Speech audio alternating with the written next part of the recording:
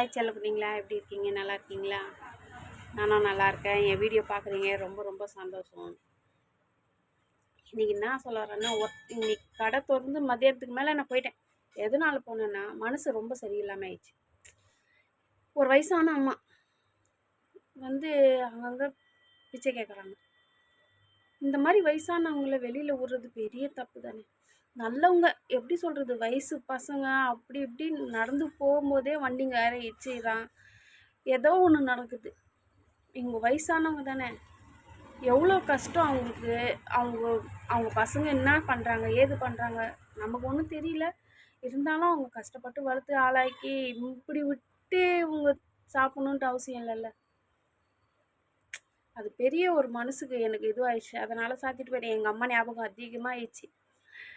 என்னடா இது, எங்கள் அம்மா இருந்திருந்தா இன்னும் எவ்வளோ நல்லா இருந்திருக்குமே அப்படின்ட்டு. இந்த மாதிரி வயசானவங்களை பார்த்தாலாம் எனக்கு எங்கள் அம்மா ஞாபகம் அதிகமாக வந்துடுது.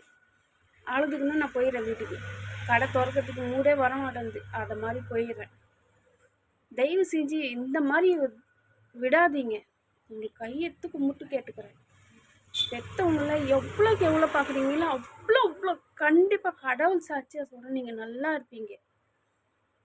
நீங்கள் அம்மாவை பாருங்கள், அப்பாவை பாருங்கள். அப்பா தப்பே பண்ணாலும் அவங்களுக்கு எடுத்து சொல்லுங்கள். நீங்கள் அப்பா நீ பேசுகிறது தப்பாக இருக்குதுப்பா, நீ சொல்கிறது தப்பாக இருக்குதுப்பான்ட்டு அவங்க கேட்குற இது இருக்கும் கண்டிப்பாக. என் பையன் சொல்கிறானே, என் பொண்ணு சொல்கிறாளே அப்படின்ட்டு. ஆனால் அதே ஒரு இதில் போயிட்டு நீ இது சரியில்லை அது சரியில்லைன்னு விட்டு போகிறது, அவங்கள அசிங்கப்படுத்துறது, இந்த மாதிரிலாம் பெரிய தப்பு, ரொம்ப பெரிய தப்பு.